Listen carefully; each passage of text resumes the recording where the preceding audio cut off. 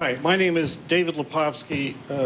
I lead a nonpartisan coalition of people with disabilities across Ontario who are trying to achieve a fully accessible province so we can enjoy the jobs, the goods, and the services everybody else can enjoy on an equal footing.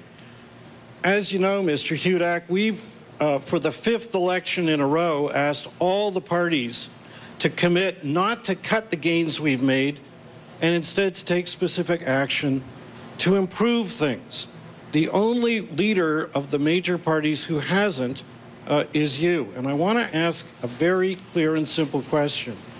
You've said that you will cut, if elected, at least 30% of the regulations in the force in Ontario.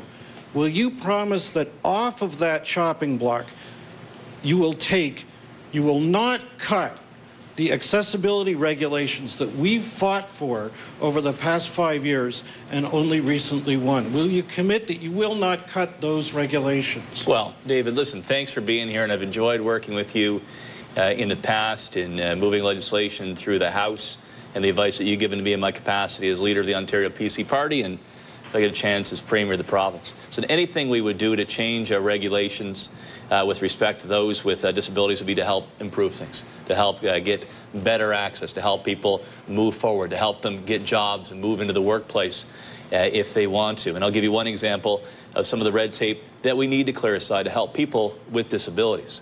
Right now, if you're on Ontario Disability Support Program and you try to get a job, a part-time job, or a full-time job, the money gets clawed back. So 50 cents of every dollar you make gets taken away from you.